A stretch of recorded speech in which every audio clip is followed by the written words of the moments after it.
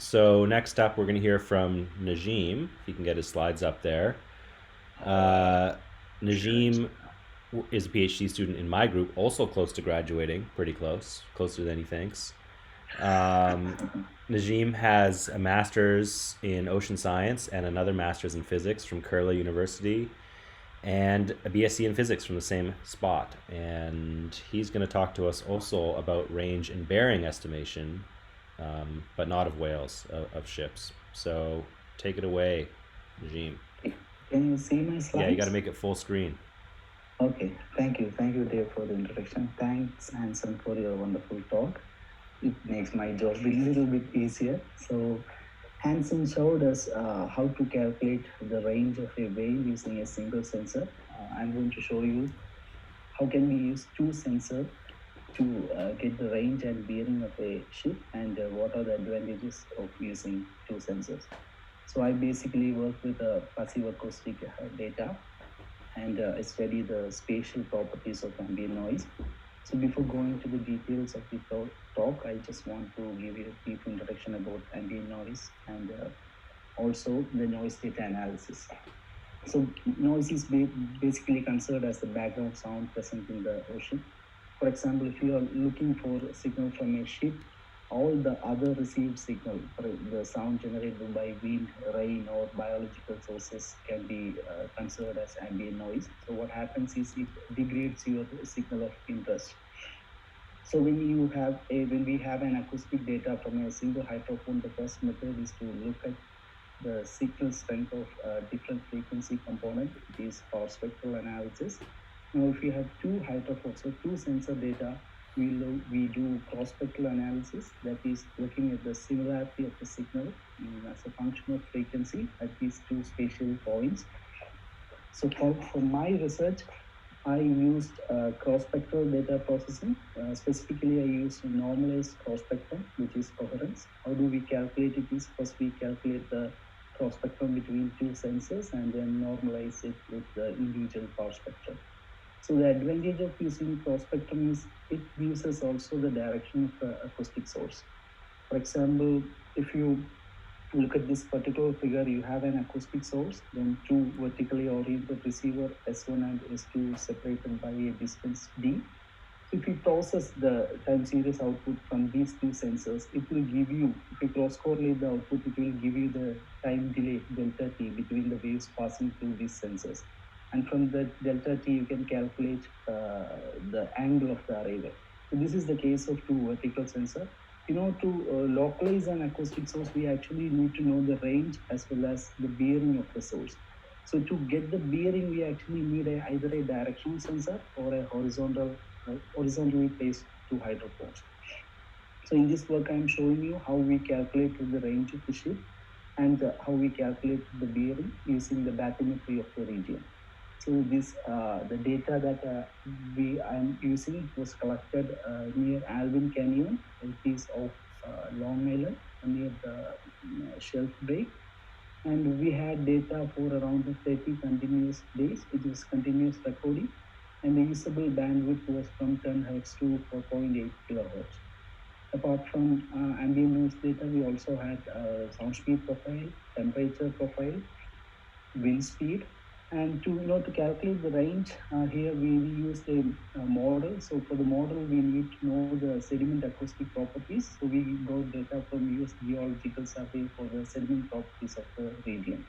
So our measurement system was a 4-element vertical hydrophone array with a 9.5 meter spacing. And first we are going to look at, I will show you the time series of this 30 days data set for two hydrophones. So as I earlier said, this cross spectrum is a complex quantity with a real and imaginary component. If you look at this figure, here the top figure shows the real part of the coherence and the second one is the imaginary part of coherence. So the interesting factor here is if you look at this coherence pattern, you can see a stable horizontal stripes in the entire time series. This is actually the noise coherence caused by wind. Then also you can see some small vertical stripes in this time series. This is close range ship passing. And if you look at the real part of the coherence around 1 kilohertz, below 1 kilohertz, you can see an increase in coherence at certain period. What is this is a distant shipping. So basically, this time series we can divide into three main parts. One is the blue line, noise coherence caused by wind. Then the green one is wind plus distance shipping, and the red one is the individual shipping or close range shipping.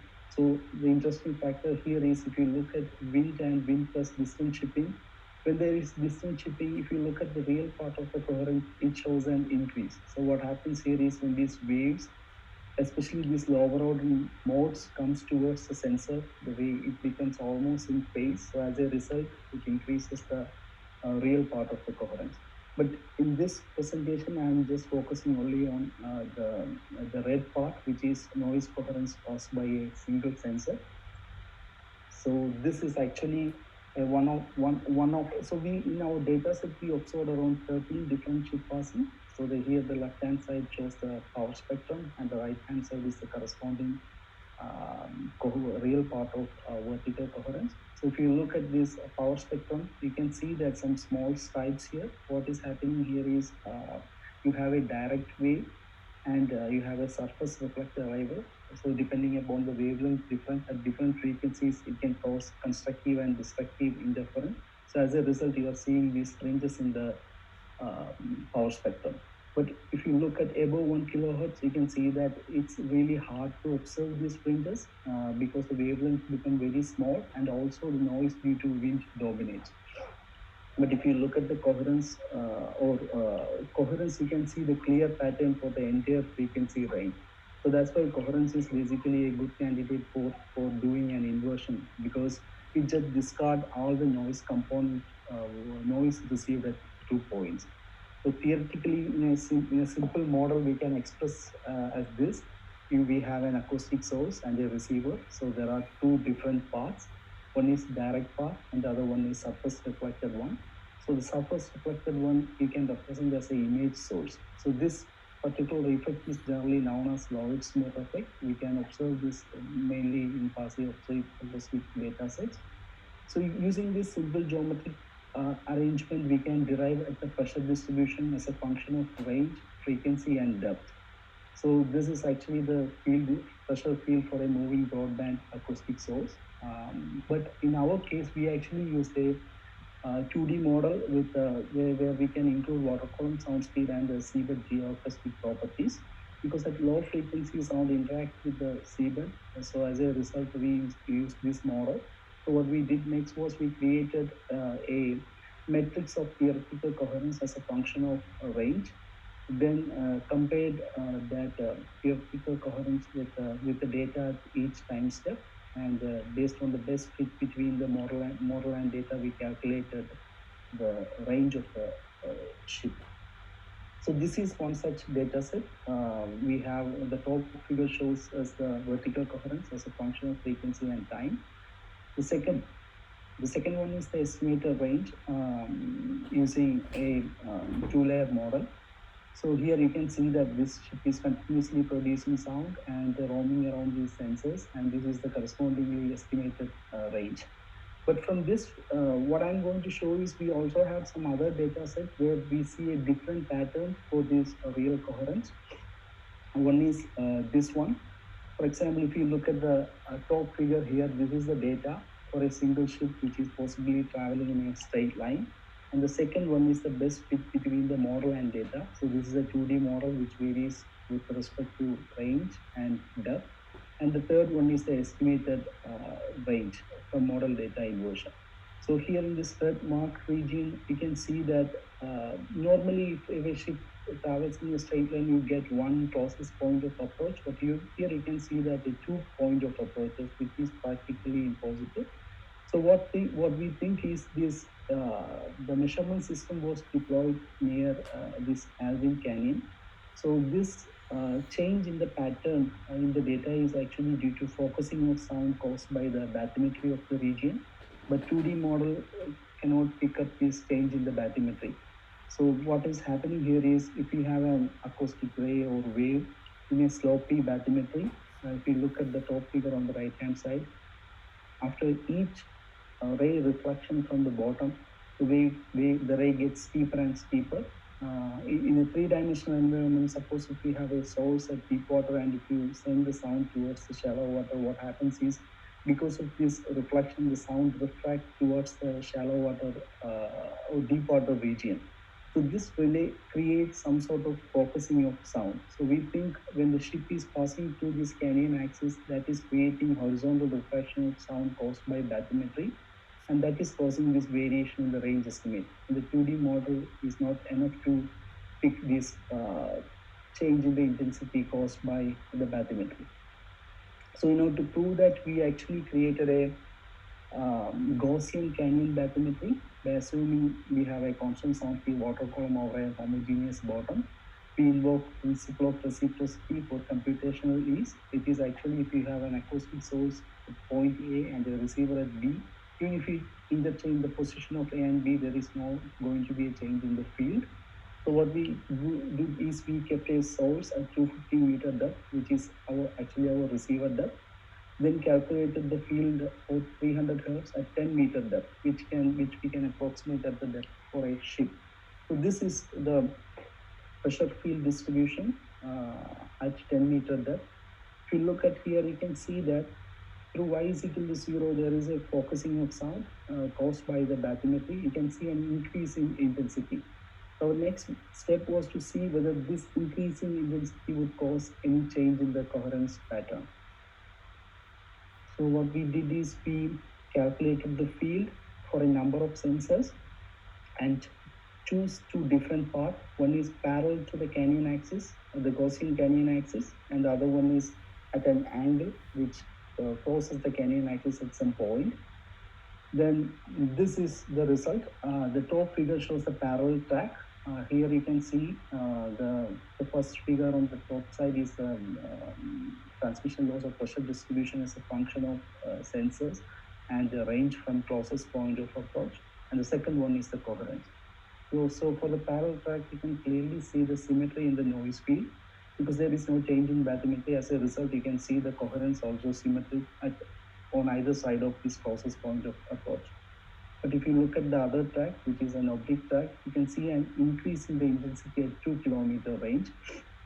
So what happens is when it crosses the canyon axis, there is an increase in intensity due to horizontal refraction. You can see the similar effect in real coherence also. So that is what we saw in our data. Our idea was this is actually a symmetric Gaussian canyon, but the actual bathymetry of Alvin canyon is not symmetric. So to use that bathymetry to get the bearing of the acoustic source. So this is actually the actual bathymetry of Alvin canyon, and the red portion is our receiver location. What we did is we calculated the field for a single frequency for a number of receivers and created coherence map at each bearing.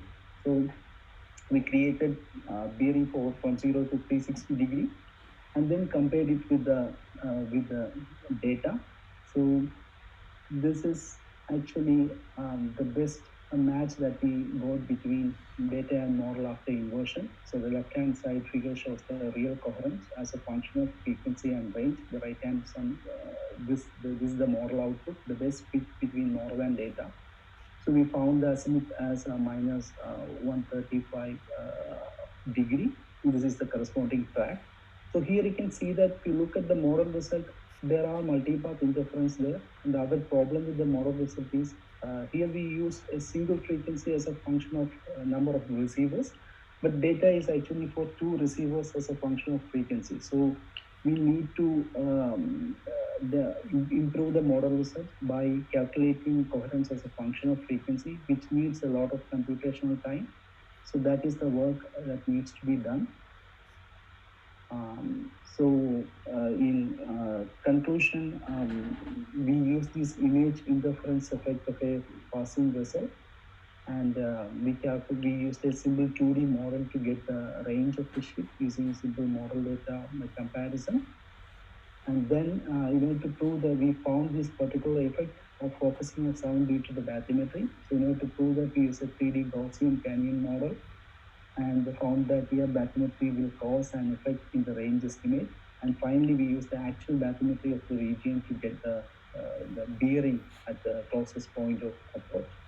So the advantage of using coherence in compared to power spectrum is, as we can see, if you go at higher frequency, the noise effect will dominate in the power spectrum. But if you use cross spectrum, you can use the entire frequency band, because this is a single signal from a chip, and when you use two sensors, the uncorrelated noise sources will be discarded, and the coherence will naturally enhances your signal output. And also, if you use coherence, you can see a clear pattern compared to power spectrum. It is hard to do an inversion using power spectral density. Then one limitation here is we in order to compare our estimate of range and varying, we used an AIS data, but we couldn't find any match.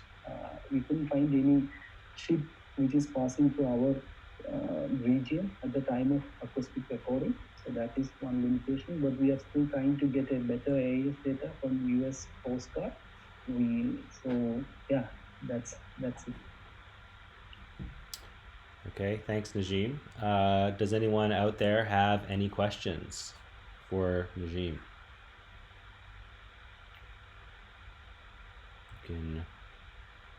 You can raise your hand using, if you do.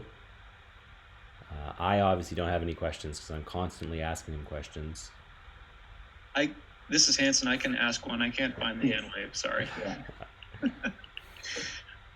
Thanks for an awesome talk, Najeem. I was curious if, well, obviously, or I would assume that this method is fairly sensitive to the underlying bathymetry data, if you have good bathymetry or poor bathymetry. Yeah. So I was curious if sort of like, if you can just talk a little bit about how sensitive it is to that bathymetry, and if there are ways that you can detect if there's a mismatch or errors in your data that are a result of a poor bathymetric model or some other reason. So far we haven't conducted any sensitive studies with respect to how the resolution of bathymetry changes and how the coherence is varying. So for this particular processing, we use eTopo data. But of course, when I try to smooth the data, we couldn't resolve the effect of the bathymetry. So you need a high resolution bathymetry, but the data which I had is perfectly okay to get this effect. But other problem is if you use an improved bathymetry resolution, then there might be multipath interference will also be there. So the method can be applicable only if you have a focusing caused by this canyon bathymetry. That's the only time when we can apply this technique. But otherwise, you can only estimate the range from these two sensors. Okay, great. Thank you.